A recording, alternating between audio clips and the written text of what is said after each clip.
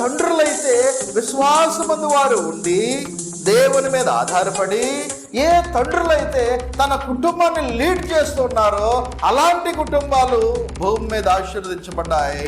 ఏ తండ్రులైతే తమ విశ్వాసమందు భ్రష్టులై తన కుటుంబాన్ని కూడా నడిపించలేకపోయారో వారు పతనమైనటువంటి పరిస్థితులు మనం చూస్తున్నాం.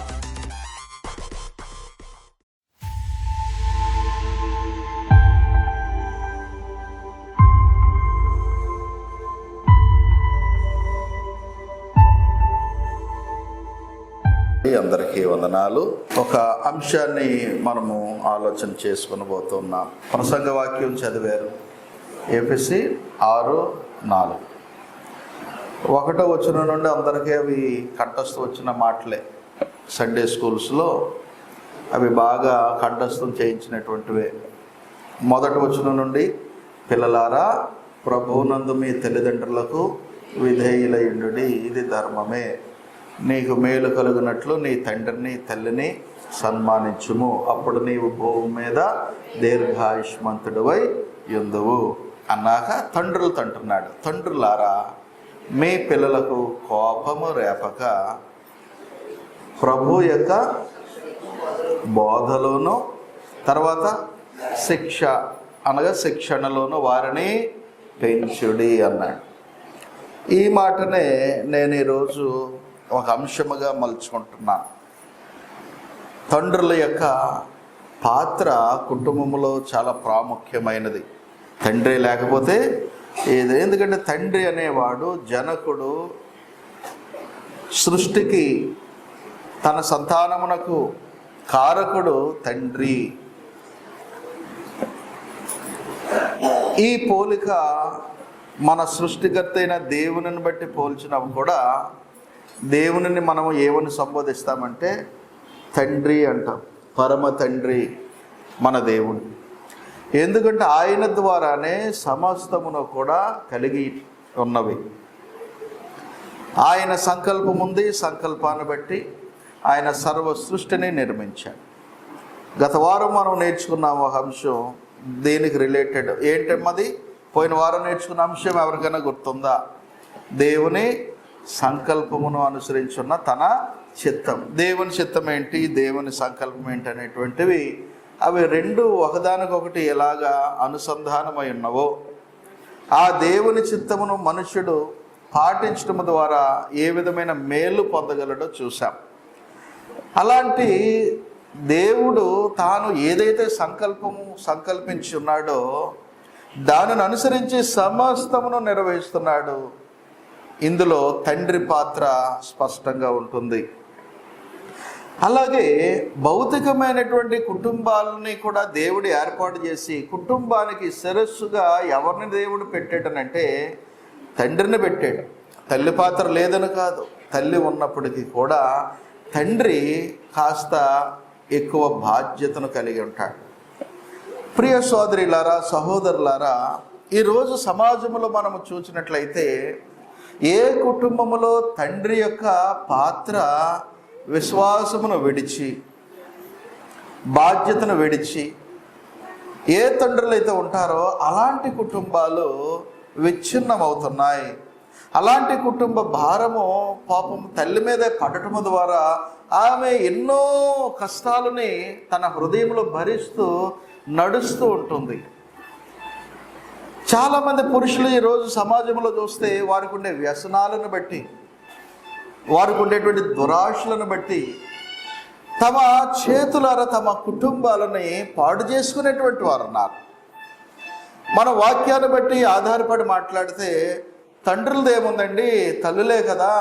సామెతలు 14:1 చూస్తే జ్ఞానవంతురాలు తన ఇల్లు కట్టుకుంటుంది, మూఢురాలు తన ఇల్లు ఓడబెరుగుతుంది. కాబట్టి 3 రాళ్ళ గురించి ఉంది, తల్లి గురించి ఉంది, భార్య గురించి ఉందని అంటే అదొక్కటే కాదు. ఎంతమంది తల్లులు తమ కుటుంబాలను చక్కగా కట్టుకున్నవారు లేరు. తండ్రిని తన కుటుంబాన్ని తన చేతులతోనే ఓడబెరిగాడు అనేటువంటి వాక్యం లేనంత మాత్రమున సమాజంలో అవి లేవా? ఈరోజు వెస్టర్న్ కంట్రీస్లో మరీ ముఖ్యంగా అమెరికా లాంటి దేశంలో నేను కళ్ళారా చూచాను. తండ్రి తన యొక్క బాధ్యతను విస్మరించి దురాశల వలన కుటుంబాలను విడవటాన్ని బట్టి సింగిల్ మదర్ పేరెంట్ అయిపోతున్నారు. సింగిల్ పేరెంట్స్, తల్లే భరించవలసి వస్తుంది. తల్లి మాత్రమే తన బిడ్డలను పోషించడానికి నానా యాతన పడుతున్నటువంటి తల్లులు ఉన్నారు అక్కడ. ఇండియాలో కూడా ఉంది అలాంటి పరిస్థితి, దుస్థితి. మనం మన యొక్క కుటుంబ వ్యవస్థను గురించి గొప్పగా చెప్పుకుంటాము, కానీ మనుషులలో దురాశ కారణము, దానివలన కుటుంబాలు పాడవుతున్నాయి. ఈరోజు మన కుటుంబాలు బాగుపడాలంటే ఒకే ఒక పరిష్కారము దేవుడిచ్చాడు. అసలు కుటుంబాన్ని రూపొందించిన రూపకర్త, డిజైనర్ తండ్రి అయిన దేవుడు కుటుంబ వ్యవస్థను ఏర్పాటు చేశాడు. కనుకనే ఆ తండ్రే చెబుతూ ఉన్నాడు, ఒక కుటుంబము ఎప్పుడు బాగుంటుందని అంటే ఇదిగో తండ్రి మీద ఎంతో బాధ్యత ఉంది. కాబట్టి ఈరోజు అంశము ద్వారా పురుషులు, తండ్రులు తమ బాధ్యతను గుర్తెరగా అవకాశం ఉంటుందని, తదుపరి యొక్క వీడియోస్ ద్వారా అనేకలైనటువంటి తండ్రులకు ఈ మాటలు రీచ్ అవటాన్ని బట్టి తమ కుటుంబాలని ఒక మంచి విధానములో దేవునికి యోగ్యముగా, ఆశీర్వాదకరంగా, వారికి ఆశీర్వాదకరంగా ఇవి ఉపయోగపడతాయి అనేటువంటి విధానముతో ఈ అంశాన్ని మీ ముందు ఉంచుతున్నాను. ప్రియులారా, మనము చూసినప్పుడు ప్రాక్టికల్గా ఒక్క తల్లే బిడ్డలను పోషించడము కష్టమే, కానీ పోషించడం ఒక్కటే సరిపోదు కదా. కొందరు అనొచ్చు తండ్రులు, ఏమండి మేము కూడా మా కుటుంబానికి అవసరమైన అన్నీ ఏం అవసరాలు ఉన్నాయో, తిండికి కానీ, బట్టకు కానీ, విద్యకు కానీ, ప్రయాణాలకు కానీ లోటు లేకుండా మేము ఎన్నో జాగ్రత్తలు తీసుకుంటున్నాము కదా అని దాన్ని చెప్తారు. అవి ఇవ్వటం ఒక్కటే కాదు తండ్రి బాధ్యత. అవి ఒక్కటే ఇచ్చి చేతులు దులుపుకొని భార్య మీద భారము పెట్టడము వాక్యానుసారము కాదు. అలాగ ఉండటము కూడా ప్రమాదం ఉంది. దేవుని వాక్యములో మనం ఎప్పుడు చూసినా కానీ ఏ తండ్రి అయితే తన కుటుంబానికి ఒక నాయకుడిగా ఉండి, ఏ తండ్రి అయితే తన కుటుంబాన్ని విశ్వాసములో నడిపిస్తూ ఉంటాడో అలాంటి కుటుంబాలు భూమి మీద ఆశీర్వదించబడ్డాయి. ఉదాహరణకి చూడండి, అబ్రహాం ఉన్నాడు. ఉదాహరణకి చూడండి, యెహోషువ ఉన్నాడు. ఉదాహరణకి చూడండి, ఒక దావీదు ఉన్నాడు, యోబు ఉన్నాడు. కానీ ఏ తండ్రులైతే నా విశ్వాసము నాతోనే సరిపెట్టుకుంటాను అని అనుకుని కేవలము తన విశ్వాస జీవితాన్ని చూస్తూ తన బిడ్డల విషయంలో బాధ్యతలను వదిలేసినటువంటి వారైనా, లేకపోతే తండ్రులైనా తన విశ్వాసమును కూడా విడిచిపెట్టి నడిచినటువంటి వారిని చూస్తే, ఉదాహరణకి ఒక ఏలీ ఉన్నాడు. ఏలీ ఎవరు? గొప్ప న్యాయాధిపతి, ప్రవక్త. కానీ తన విశ్వాసమును కాపాడుకోగలిగాడేమో కానీ తన బిడ్డలను పెంచుకోలేకపోయాడు. ఒక సమూయేలును చూస్తే, సమూయేలు తన విశ్వాసమును కాపాడుకున్నాడేమో కానీ తన కుటుంబాన్ని, తన బిడ్డలను విశేషముగా వాక్యములో బలపరచలేకపోయాడు. ఇలాంటి ఉదాహరణలు మనము చూస్తూ ఉన్నప్పుడు ఏ తండ్రులైతే విశ్వాసమందు వారు ఉండి దేవుని మీద ఆధారపడి, ఏ తండ్రులైతే తన కుటుంబాన్ని లీడ్ చేస్తున్నారో అలాంటి కుటుంబాలు భూమి మీద ఆశీర్వదించబడ్డాయి. ఏ తండ్రులైతే తమ విశ్వాసమందు భ్రష్టులై తన కుటుంబాన్ని కూడా నడిపించలేకపోయారో వారు పతనమైనటువంటి పరిస్థితులు మనము చూస్తున్నాం. కాబట్టి రెండు వ్యత్యాసాలను బట్టి మనము ఆలోచిస్తే ఏమి వస్తుందంటే ఫలితము, తండ్రులు తన బిడ్డలను విశ్వాసంలో నడపటము ద్వారానే ఆ కుటుంబానికి ఏమొస్తుందండి? దీవెన ఉంది, ఆశీర్వాదం ఉంది. ఈరోజు సమాజంలో, క్రైస్తవ సమాజంలో మనం చూస్తే ఎక్కువ శాతం స్త్రీల యొక్క సంఖ్య ఎక్కువ ఉంటుంది. ఇక్కడ కూడా చూడండి, పురుషుల సంఖ్య ఎందుకు తగ్గుతుంది అంటే వారిలో ఉండేటువంటి లోకానుసారమైనటువంటి ప్రభావాలు. దేవుడు అన్నాడు, మనుషులందరికి ఇచ్చినది ఏంటంటే ఆజ్ఞ, మీరు మీ ముందు నేను వారాల్లో పెట్టాను, రోజులు పెట్టాను, వారానికి 7 రోజులు పెట్టాను, నేను కూడా 6 దినములలో సృష్టిని నిర్మించి సంపూర్తి చేసి 7వ దినమున విశ్రాంతి పొందాను. ఎందుకంటే నేనేదో అలసిపోయే కాదు, అది మనుషులకు మాదిరిగా ఉండాలని.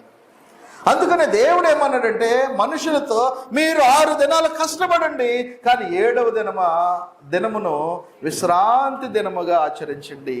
ఏ విశ్రాంతి దినము? ఎవరికి విశ్రాంతి? మన మీద అలసిపోయేమన కాదు. తండ్రి అయినటువంటి దేవుడు విస్మరించిన దానికి సాదృశ్యముగా కుటుంబాలు కూడా దేవునిలో పొందే విశ్రాంతి. బెడ్ల మీద కాదు, సినిమా హాల్లో కాదు, మందేసి కాదు, చిందేసి కాదు, విందులలో కాదు విశ్రాంతి.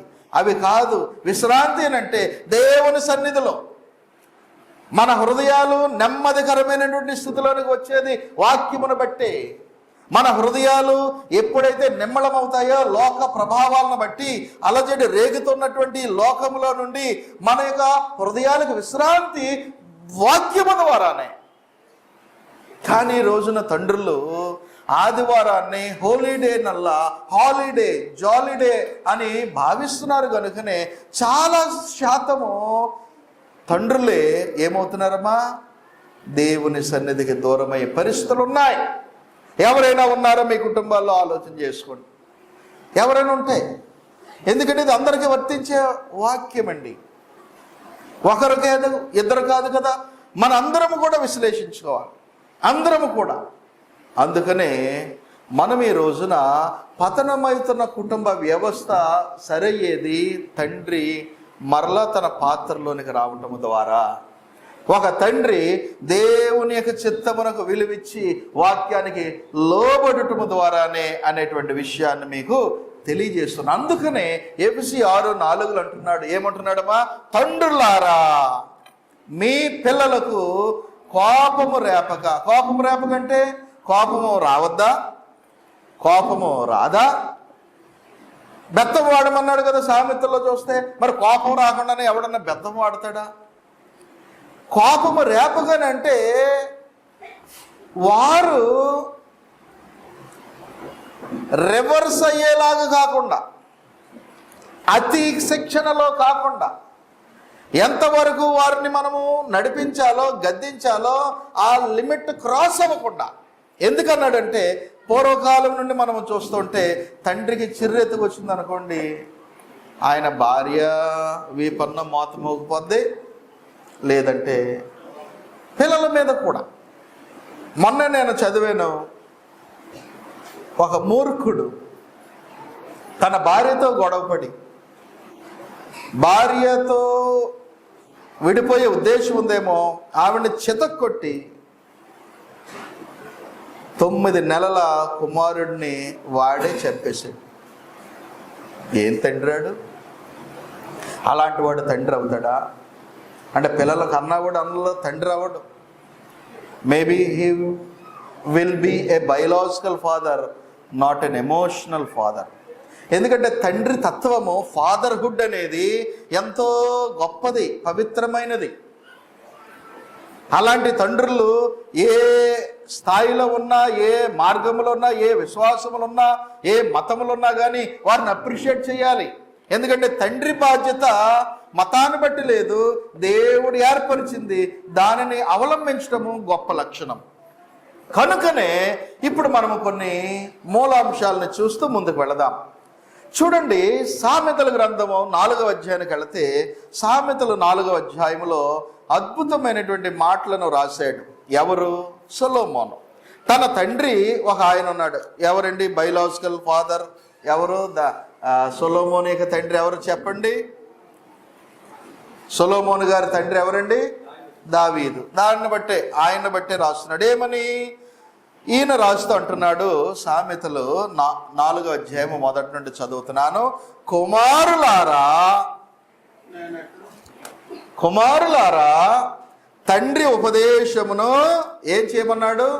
వినుడి. అంటే తండ్రి ఉపదేశము వినాలనంటే అసలు ఉపదేశించే స్థాయిలో తండ్రి ఉండాలా వద్దా? ఉండాలి. తండ్రి ఉపదేశం ఇచ్చేవాడా, భోజనం ఇచ్చేవాడా?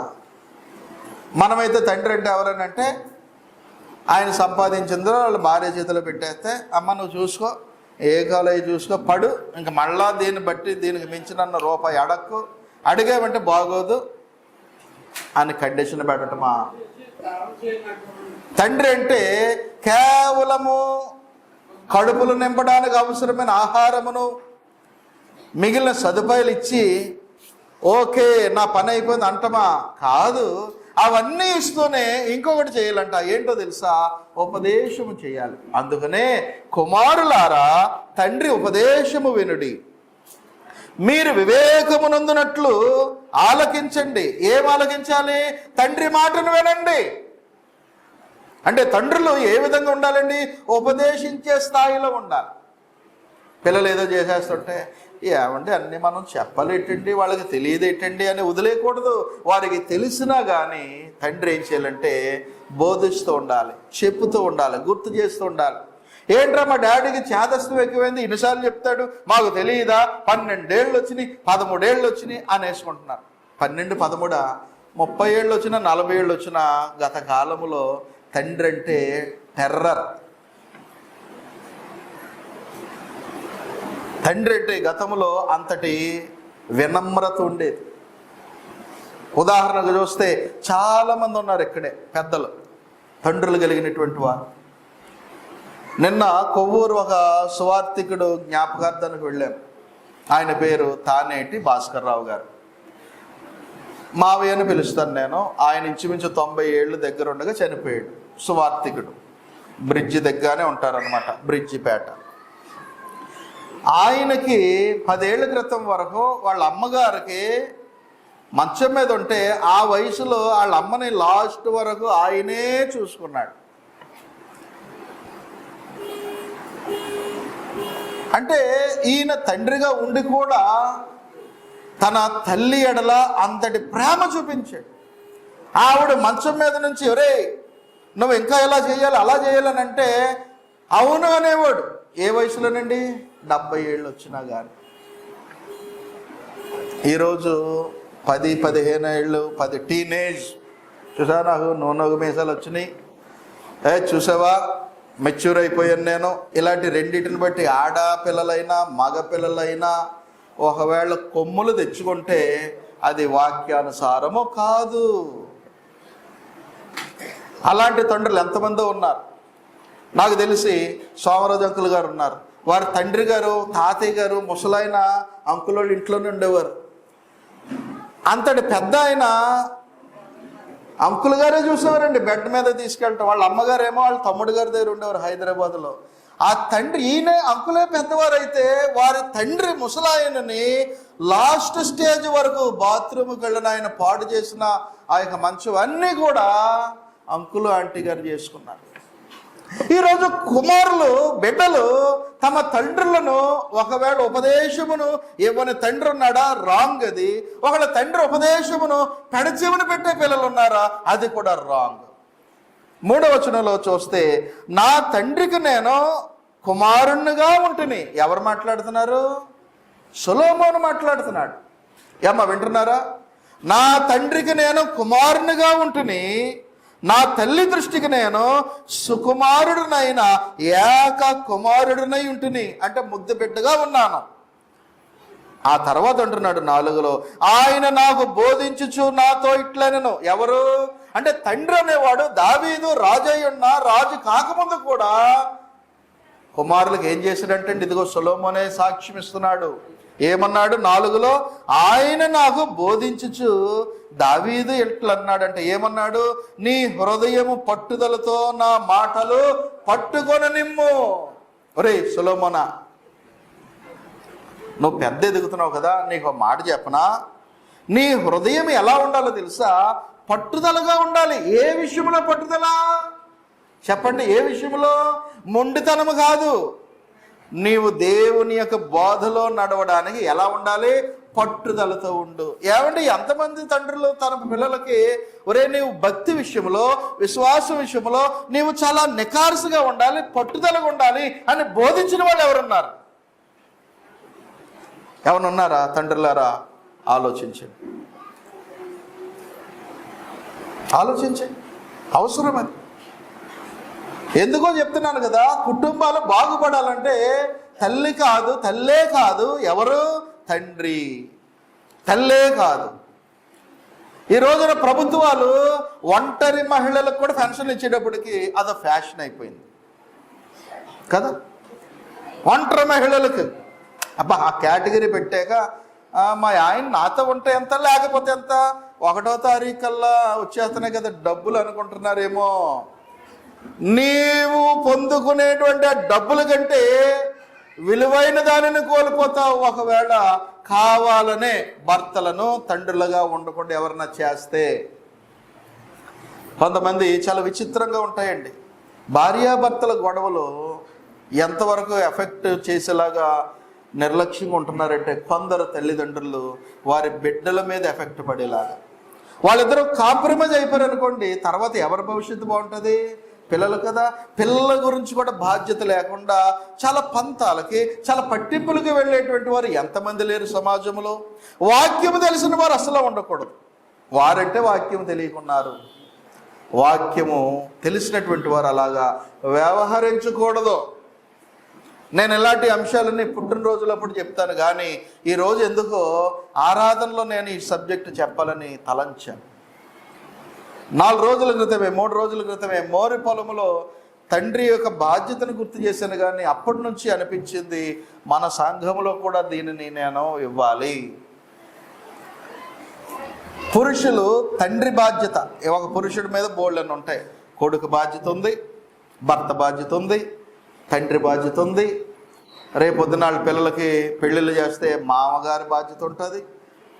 వాళ్ళ పిల్లలు పుడితే తాత బాధ్యత ఉంటుంది, మేనమామ బాధ్యత ఉంటుంది, చిన్నాన్న బాధ్యత, పెద్దనాన్న బాధ్యత, ఎన్నో ఉన్నాయి ఒక వ్యక్తిలో. అలాగే స్త్రీలలో కూడా అవే ఉంటాయి. ఇలాంటి నేపథ్యంలో తండ్రుల గురించి మనం ఆలోచిస్తున్నాం ఈరోజు. దేవుని చిత్తమైతే ఈ లెసన్ చాలా పెద్ద లెసన్ అయిందండి, చాలా పెద్దది.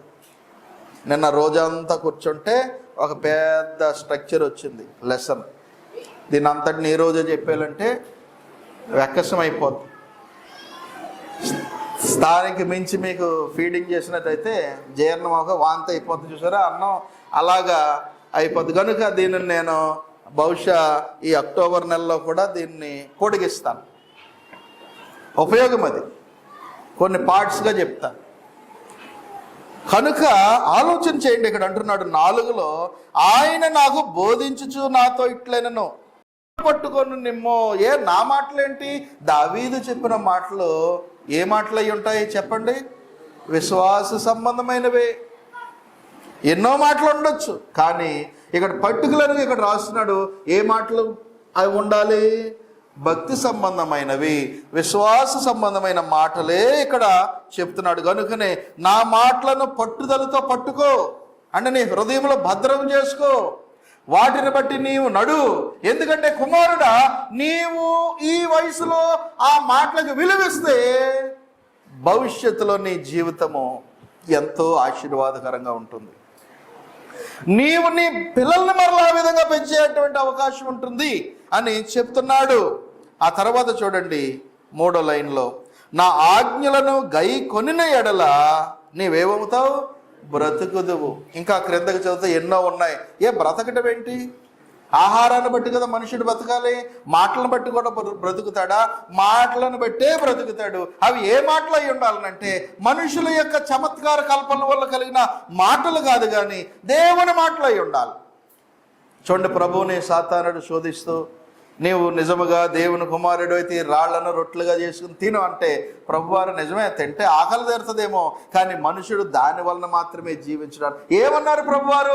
మనుషుడు రొట్టె వలన మాత్రమే కాదు, దేవుని నోట నుండి వచ్చే మాటల వలన బ్రతుకును. అంటే నీ కుమారులు, తండ్రులారా, మీ కుమారులు, మన కుమారులు, వారు దేవునిలో సజీవత్వంతో బ్రతకాలనంటే, ఊపిరి తీసుకునే బ్రతుకు కాదు, దేవునిలో బ్రతకాలనంటే, దైవికంగా బ్రతకాలనంటే, ఆత్మ సంబంధంగా జీవం పొంది బ్రతకాలనంటే తండ్రులు ఏం చేయాలంటే వారి బిడ్డలకు ఏం చెప్పాలండి?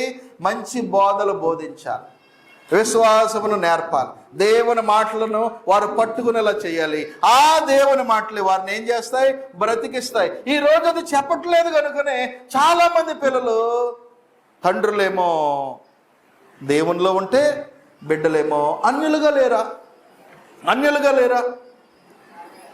ఈ మధ్య చాలామంది ఫేస్బుక్ ఇన్స్టాల్లో చాలా గొప్పలుగా కొన్ని పెడుతున్నారు వాట్సాప్ స్టేటస్లో. ఏంటో తెలుసా, మొన్న ఎవడో ఒక పనికిమాలిన హీరో బొమ్మ రిలీజ్ అయితే, బొమ్మ అంటే అర్థం ఏంటి, సినిమా ఫస్ట్ షో ఎంత పెట్టుకొని వెళ్ళాను చూడండి టికెట్ స్టేటస్. ఇదిగో ఆ సినిమా నేను చూసాను, అది ఎంత బాగుందంటే నా విశ్లేషణ ఏంటంటే అని సినిమాలో ఉన్న కల్పిత స్టోరీని ప్రైజ్ చేస్తూ ఎవడనే హీరోని రివ్యూలు ఎత్తున్నారు. అలా నువ్వు ఎప్పుడైనా దేవుని వాక్యం విని, ఎప్పుడైనా వాక్యం విన్న దాన్ని బట్టి నీ స్పందన ఒక స్టేటస్ పెట్టేవా? దానిని ఒక వీడియో తీసి ఇదిగో ఎంత బాగా మంచి అంశాన్ని నేర్చుకున్నామని నువ్వు ఎప్పుడైనా చేసేవా? లేదే. మరి ఆ పిచ్చి ఎందుకు వచ్చింది? బహుశా వారు అలాగ తయారవటానికి తండ్రులు ఎక్కడో మిస్ అయ్యారేమో. తండ్రులు ఎక్కడో వారికి అన్నీ అమర్చేవి కదా అని చూసారేమో. ఆస్తులు ఇస్తారేమో అనుకున్నారేమో, కానీ విశ్వాసం ఇవ్వలేదేమో, భక్తి ఇవ్వలేదేమో వారసత్వంగా. బహుశా అందుకనే వారితో బ్రేక్ అవుతుంది. ఏలీ గొప్పోడే, కానీ ఏలీతో బ్రేక్ అయింది. తన కుటుంబమే శాపగ్రస్తమైన స్థితిలోకి వెళ్ళింది. సమూయేలు కాపాడుకున్నాడేమో, కానీ సమూయేలు బ్రేక్ అయిపోయింది. తన వారసత్వంగా ఆ విశ్వాసం వెళ్ళలేదు. సమూయేలు చరిత్ర ముగిసింది, కానీ అబ్రహాము చరిత్ర అలా ముగియలేదే. అబ్రహాము ఎంత మంచి నాయకత్వాన్ని వహించాడు ఇప్పుడు చూద్దాం. కనుక ఈ అంశాన్ని బట్టి నేను ఫస్ట్ పాయింట్లోనికి వెళుతున్నాను. ఫస్ట్ పాయింట్, ఒక తండ్రి ఎలా ఉండాలంటే, ఒక తండ్రి ఆ కుటుంబానికి ఆత్మ సంబంధమైన నాయకుడిగా ఉండాలి. కాబట్టి ఫస్ట్ పాయింట్ ఏమి రాసుకోవాలి? తండ్రి ఆత్మ సంబంధమైన కుటుంబ నాయకుడు. భౌతిక సంబంధమైన నాయకుడే కాదంటలే, రండి సార్. భౌతిక సంబంధమైన నాయకుడే కాదంటలే. భౌతిక సంబంధంగా పురుషుడు శిరస్సు, తండ్రి యజమాని, ఓకే. ఆ మాటలే అతడు నాయకుడో కాదో చెప్పేస్తున్నాయి. అమ్మ అర్థమవుతుందా? ఏమంటే తండ్రులుగా అన్నారు కదా, మేము తలలో నిద్రపోతాం అనుకుంటున్నారా? మీకు అవసరమే. ఎందుకంటే మీరు ఇంటికి వెళ్ళి మీ భర్తలకు బోధించవచ్చు, గుర్తు చేయొచ్చు. కనుకే ఫస్ట్ పాయింట్లో నేనేం చెప్తున్నానంటే, ఒక తండ్రి తన కుటుంబానికి ఆత్మ సంబంధమైన నాయకుడు. చూద్దాం ఇప్పుడు ఆదికాండం 18వ అధ్యాయానికి వెళదాం. ఆదికాండం 18వ అధ్యాయం.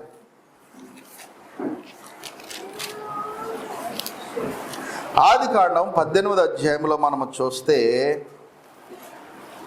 19వ వచనాన్ని నేను చదువుతాను. తండ్రులు గమనించండి, పురుషులు కాస్త మీ మీద శ్రద్ధ పెట్టాను, అది మన మంచికే. మీరు అందరూ విందాం. చూడండి 19వ వచనం.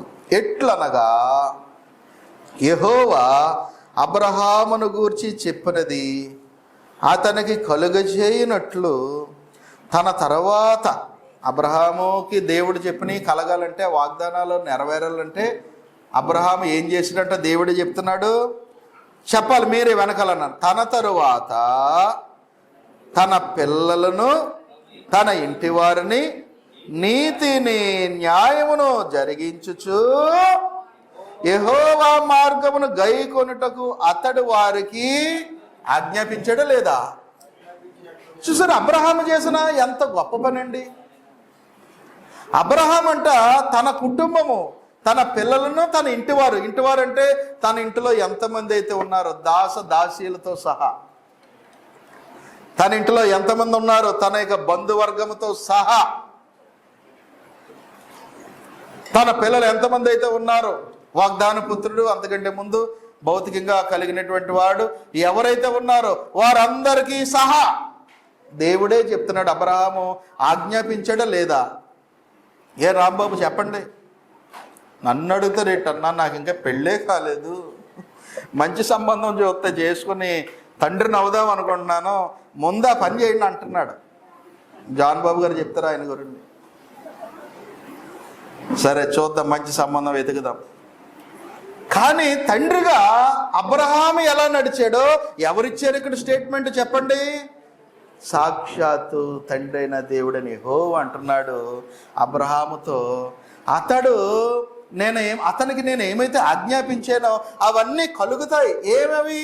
భూమి మీద నీ వంశం అంతా కూడా ఆశీర్వదించబడతారు. అవి నీకు కలుగుతాయి. ఎప్పుడో తెలుసా? ఎందుకో తెలుసా? ఎప్పుడో కాదు, ఎందుకో తెలుసా? అబ్రహాం అంట దేవుని యొక్క ఆజ్ఞలన్నీ ఎవరెవరికి బోధించడంటండి? తన తరువాత. అది తన తరువాత అంటే తాను బ్రతికున్నంత కాలము చెప్పాడు, తన తదనంతరము కూడా ఆ ఎఫెక్ట్ ఎవరి మీద ఉండేలాగా బోధించాడంట? తన పిల్లలకి, తన ఇంటి వారికి. తండ్రి లేకపోయినా తండ్రి యొక్క బాధ్యతని భుజాన వేసుకునేలాగా అబ్రహాము తన పిల్లలకి నేర్పాడు. అబ్రహాము నేర్పాడు. ఈరోజు తండ్రులు బ్రతికుండగానే తండ్రి మాటను ధిక్కరించి సత్యదేవుని విడిచి అన్యులుగా వెళ్ళేటువంటి వారు ఇంకా ఉన్నారనంటే బహుశా తండ్రులు they missed some opportunity, a good opportunity. ఒక బంగారు అవకాశాన్ని ఎక్కడో కోల్పోయారేమో. కంగారు పడకండి, మరలా రండి, మరలా దృష్టి పెట్టండి. నేను నా బిడ్డకు ఎంత ఆస్తిని వారసత్వంగా ఇవ్వాలో అనే దాని మీద దృష్టి పెట్టామా ఫెయిల్ అవుతాం. అవి ఎలాగ వెళతాయి? దానికంటే ముందు దేనిని వారసత్వంగా ఇవ్వాలని గుర్తుంచుకుంటే కుటుంబాలు బాగుపడతాయి. విశ్వాసమును, భక్తిని, దేవుని అందరి విశ్వాసములో తన కుమారులుగా అందించాడంట. తన తర్వాత తన పిల్లలను, తన ఇంటి వారును ఏం జరిగించాలని? వ్యాపారాలు జరిగించాలనా? చెప్పండి. నేను ఇన్ని కోట్లు ఆశిస్తున్నాను కనుక నేను ఈరోజు కోటి ఇస్తే నా కొడుకులు దాన్ని 10 కోట్లు చేయాలనా? నన్ను అంటూ ఉంటారు అప్పుడప్పుడు కొందరు లోకానుసారంగా, ఏమంటే మీ డాడీ గారు చక్కగా మీకోసం అవి అన్నీ సమకూర్చారు కదా, మరి మీరేంటి పెద్ద ఏమీ దృష్టి పెట్టట్లేదు అంటారు.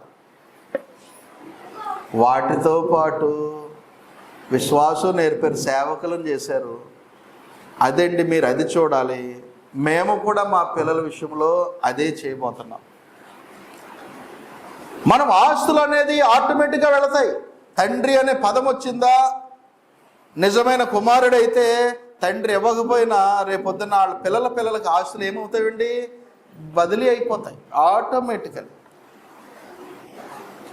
వారసత్వంగా వస్తాయి. కానీ భక్తి అలా రాదు. భక్తి నువ్వు నేర్పితేనే వస్తుంది.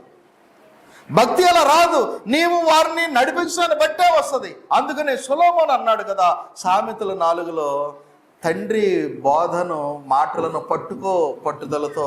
ఆయన బోధను వెంటనే బ్రతుకుతావని ఎందుకు చెప్పాడనంటే బోధించే బాధ్యత తండ్రుల మీద ఉంది. ఎందుకు అబ్రహాము చేసిన పని ఏంటంటే తన తరువాత తన పిల్లలను, తన ఇంటి వారును ఏం జరిగించాలని అంటే నీతిని, న్యాయం అంటే దేవుని భక్తిలో వారు నడిచేనట్లుగా వారిని తీర్చిదిద్దాడు.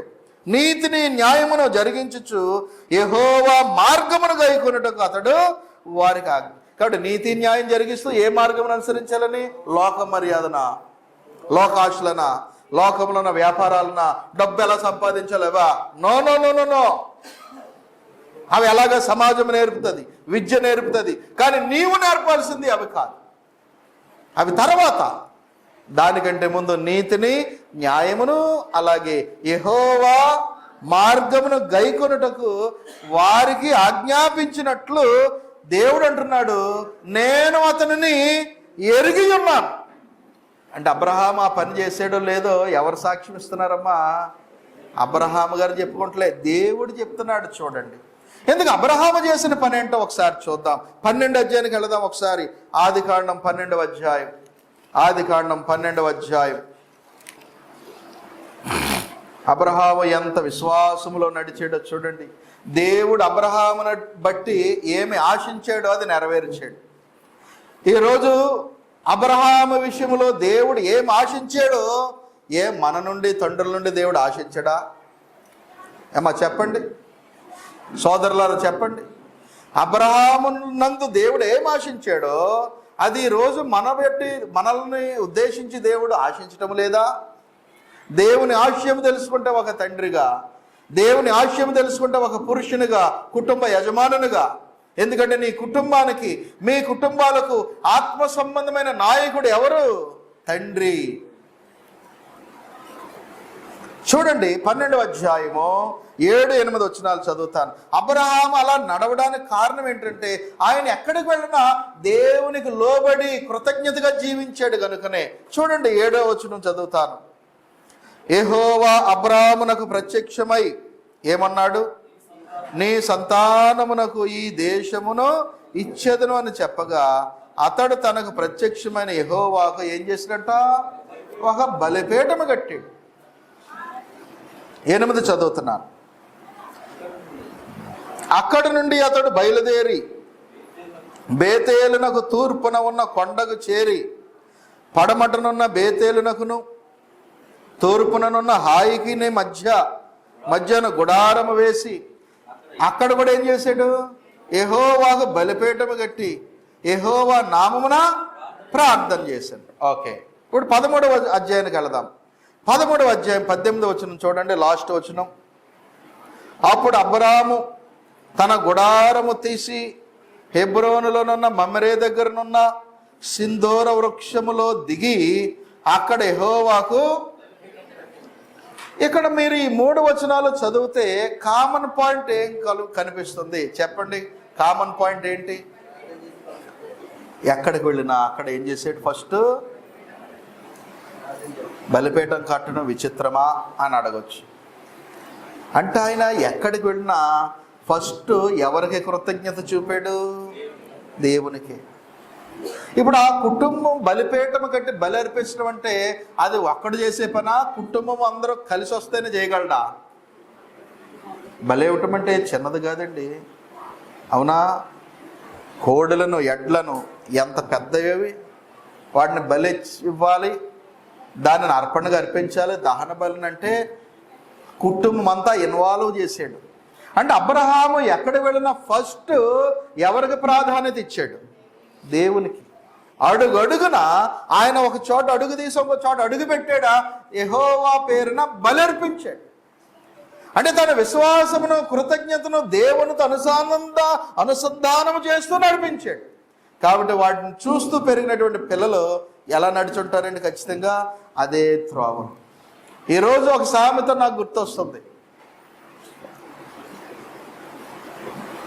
ఎద్దులు, ఆవులు ఒక చోట మేస్తే వాటి పిల్లలు దోళ్ళేనా ఏదో అంటారు కదా?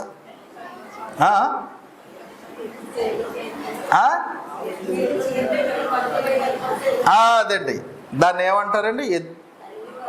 తల్లి చేలో మేస్తే పిల్లలు గట్టున మెయ్యవు. అంటే తల్లి ఎక్కడ మేస్తే పిల్లలు కూడా అయ్యాస్. ఇప్పుడు తండ్రిగా అబ్రహాము ఎక్కడ మేస్తున్నాడు? అంటే ఎక్కడ తన జీవితాన్ని నడిపించుకుంటున్నాడు చెప్పండి? ఎక్కడికి వెళ్ళినా ఫస్ట్ ప్రయారిటీ ఎవరికి ఇచ్చాడమ్మా? దేవునికి ఇచ్చాడు. కనుకనే తర్వాత కాలంలో వారి పిల్లలు, మరీ ముఖ్యంగా ఇస్సాకు ద్వారా వారందరూ ఎక్కడ నడిచారు? అదే ఈవెన్ ఇస్సాకును కూడా బలి ఇవ్వడానికి కూడా సిద్ధమయ్యాడు. అంటే దేవునికి ఎంతటి ప్రాధాన్యత ఇచ్చాడో చూడండి. కనుకనే అబ్రహాము వర్ధిల్లాడు. యెహోషువను కూడా చూస్తే యెహోషువ ప్రతిసారి కూడా నేను నా కుటుంబము యెహోవాని ఏం చేస్తామన్నాడు? సేవిస్తామన్నాడు. అలాగే ఇదే ఆదికాండంలో ఇంకొక మాట చూపిస్తా. 7వ అధ్యాయానికి వెళదాం. 7వ అధ్యాయంలో ఒక భక్తుడు కనిపిస్తాడు. ఎవరైనా చెప్పాలి? 6-7 అధ్యాయాలు అంటే ఎవరండి? నోవాహే కదా. ఓకే, నోవాహును గురించి చూస్తే 7వ అధ్యాయం 1వ వచనములో నోవాహును బట్టి రాయబడినటువంటి మాట ఏంటో మనం ఇక్కడ చూస్తుంటే ఒకటి అర్థమవుతుంది. ఏమర్థమవుతుంది? యెహోవా ఈ తరము వారిలో నీవు మాత్రమే, నీవే నా ఎదుట నీతిమంతుడవై ఉండుట చూచితిని గనుక నీవును నీ ఇంటి వారిని వాడలో ప్రవేశించుడి అన్నాడు. నోవాహులో ఏం చూసాడంటే దేవుడు నీతి చూశాడు. ఎందుకే నోవాహు కనపరిచిన నీతి ఏంటో ఒకసారి వివరించిన 6వ అధ్యాయంలో ఉంటుంది. నోవాహు తాను ఆజ్ఞ ఇచ్చి పక్కన కూర్చోలేదు. ఉదాహరణకి నోవాహును దేవుడు ఏం తయారు చేయమన్నాడు? వాడ. ఓకే, రే నేను పెద్దోడిని అయిపోయాను కదా, నాకు ఎందుకురా ఇది? 3 కొడుకులు ఉన్నారు కనుక, ఎవరా కొడుకుల పేర్లు? షేము, హాము, యాపేతు కదా. 3 కొడుకులు ఉన్నారు కనుక నేను మీకు కమాండ్ చేస్తున్నాను తండ్రిగా, ఏంటంటే మీరు 3 కట్టేయండి. నా వల్ల కాదు అని పక్కన కూర్చోలేదండి. నోవాహే నడుం బిగించి ఆ వయసులో కూడా అతడు ఒక ప్రక్క దేవుని మాటల తరం వారికి బోధిస్తూ మరో ప్రక్క ఏం చేశాడు చెప్పాలి? వాడ నిర్మించాడు. తండ్రి ఆ పని చేస్తుంటే ఆటోమేటికల్ ఆయన కుమారులు, కోడలు, భార్య కూడా ఏం చేశారు? ఆ పని చేశారు. అందుకనే నోవాహు మాత్రమే రక్షణ పొందలేదు, నోవాహు మాత్రమే జలప్రళయం నుండి తప్పించుకోలేదు. నోవాహుతో పాటు ఎంతమంది రక్షణకు కారణమయ్యాడు చెప్పాలి? మరొక 7, మొత్తం 8 మంది రక్షణ పొందారనంటే 8 మంది ఒకే నీతిలో నడిచారు. లోకం ఏం చూస్తుంది? నోవాహు వాడ కడుతున్నాడంట, ఈ కొండ మీదకి సముద్రం నీళ్ళు వస్తాయా మరి చేదస్తం కాకపోతే? ఈ నోవాహు ఇక్కడ కట్టినంత మాత్రాన ఏమండి మనం కని విరుగని ఆ జలప్రలయం వచ్చి సముద్రాలు మనం మునిగిపోతామని ఎగతాళి చేసి వారి యొక్క ఆస్తులు కాపాడుకోవడానికి, వారి యొక్క వ్యాపారంలో వృత్తిలో చేసుకోవడానికి ప్రాధాన్యత ఇచ్చారు ఆ తరం వారు. కనుకనే నోవాహు ఆయన కుటుంబం మాత్రమే రక్షణ పొందారు, మిగిలిన వాళ్ళు సర్వనాశనమయ్యారు. ఈ రోజున మనము లోకమును ఆశించి ఒకవేళ దేవుని యొక్క రక్షణ సంకల్పంలోనికి నేను నా కుటుంబాన్ని నడిపించుకోలేకపోతే రేపొద్దున అప్పుడు జలప్రళయము, ఇప్పుడు దేవుని ఉగ్రత త్వరలో ఉంది. అప్పుడు ఖచ్చితంగా మనం ఏం పొందబోతున్నాము? ఆ ఉగ్రతే పొందుతాం. జలప్రళయములో రాదేమో కానీ అగ్ని ఒకటి ఉంది, అగ్ని ఒకటి ఉంది. నీవు నీ కుటుంబాన్ని రక్షించుకోవాలంటే నోవాహులా పనిచేయి, నోవాహులా నడుం బిగించు. నోవాహు మాటలు చెప్పి చేతలకు దూరంగా లేడు, నోవాహు చేతలు కనబరిచాడు కనుకనే తన కుటుంబం కూడా నడిచింది. ఈరోజు నా తండ్రులు తన పిల్లల్ని కూడా చేయి పట్టుకుని భార్యను కూడా ప్రేమతో వారు శిలో పొలమంటూ అలాగ ఆరాధనకి వస్తూ కుటుంబంతో సహా వచ్చారనుకోండి, ఆ పిల్లలు పెద్ద ఎదిగాక ఎక్కడ ఎదుగుతారండి చెప్పండి? దేవునిలోనే. ఇప్పుడు మీరు ఒక 20 ఏళ్ళు వెనక్కి వెళితే ఇక్కడ చాలామంది సుబ్బారావు నగర్ వాస్తువుల యొక్క తల్లులు ఉన్నారు కదా.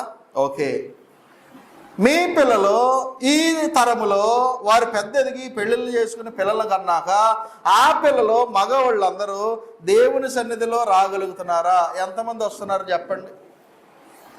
ఎందుకో తెలుసమ్మా, మీరు రావడానికే చూసుకున్నారు కానీ మీ యజమానులను, మీ బిడ్డలను దేవునిలో నడిపించడంలో వెనకబడ్డారు. కనుకనే కుటుంబాలు లోకానుసారమైనవి, ఎక్కడా లేనటువంటివి. ఈరోజు సుబ్బారావు నగర్లో ఏమీ జరగట్లేదు, ఏ విగ్రహారాధన జరగట్లేదు. దేవుని కంటే మనుషులను, రాజకీయ నాయకులను, హీరోలను పూజించడం లేదా? ఏ స్థాయికి వెళ్ళింది ఈరోజు ఆ సమాజం ఎవరు ఒకప్పుడు, ఇప్పటికీ కూడా వారు దేవుళ్ళు ఉన్నారే, మరి కుటుంబాలు ఎందుకు అలాగైనాయి? ఈ తరములో ఈ కనీసం ఈ సంవత్సరాల్లో కూడా ఈ 2025 ముగింపుకు వచ్చేసాం ఆల్రెడీ. రేపటి నుంచి ఇంకొక అక్టోబర్, నవంబర్, డిసెంబర్ 3 నెలల్లో అయిపోతుంది. మన బిడ్డలను మనం పట్టుకోకపోతే, మన కుమారులను, కుమార్తెలను విశ్వాసంలో నడిపించలేకపోతే, ఒక తండ్రిగా తండ్రులు వారి యొక్క బిడ్డలను, మనవలను, మనవరాండ్రని, వారి కుటుంబాలని ఒక అబ్రహాము వలె నడిపించకపోతే, ఒక నోవాహు వలె నడిపించకపోతే కుటుంబాలు దీవెన పొందవు. కనుక దీవించబడాలనంటే తండ్రి అయిన దేవుని మనస్సును కలిగి ఉండాలి. చూడండి 103లో కీర్తనకారుడు మాట్లాడుతూ దావీదు అంటాడు, తండ్రి తన కుమారులను ప్రేమించినట్లుగా దేవుడు ఎలా ప్రేమిస్తున్నాడంటే మనల్ని కూడా అంతే. అంటే దేవుని ప్రేమ తండ్రి ప్రేమతో ముడిపడి ఉంది. అలాంటి ప్రేమ కలిగినటువంటి స్థాయిలో మనము మన పిల్లల్ని నడిపించవలసినటువంటి బాధ్యత మన మీద ఉంది. కనుక ప్రియమైన తండ్రులారా, 2వ పాయింట్కి వెళ్ళట్లే వెళ్ళేనా, 2వ పాయింట్ ఇంకొక ముప్పావు గంట చెప్పాల్సి ఉంది కనుక అది నేను వచ్చే వారానికి షేర్ చేసుకుంటాను. అయితే ఒకటి నా విజ్ఞప్తి, పురుషులు మీరు భర్తలు, మీరు తండ్రులు, మీ కుటుంబం భవిష్యత్తు ఆశీర్వాదము మీ మీదనే ఉంటుంది. అలాగే స్త్రీలారా, ఒకవేళ మీ భర్తలు అవిశ్వాసులైతే వారిని విశ్వాసం వైపు ప్రోత్సహించండి, వారిని బలపరచండి, వారి గురించి ప్రార్థించండి. భౌతికమైన తండ్రిగా ఉండటము అందరూ చేస్తారు, కానీ ఆత్మ సంబంధమైన తండ్రిగా నాయకుడిగా మీ కుటుంబానికి మీ భర్తలు ఆ పాత్ర పోషించాలంటే మీ భర్తలను ప్రోత్సహించండి, వారి గురించి ప్రార్థించండి. నేను కూడా అదే ప్రార్థనలో మన సంఘం అలాగే ఎదగాలని ప్రార్థిస్తాను. కనుక ఈరోజు మనము ఆత్మ సంబంధమైన కోణములో తండ్రి బాధ్యతలు మనం గుర్తు చేసుకున్నాం. ఎంతో శ్రద్ధతో ఉన్న మిమ్మల్ని అభినందిస్తూ ఈ మాటలను ముగిస్తున్నాను. మీ అందరికీ వందనాలు.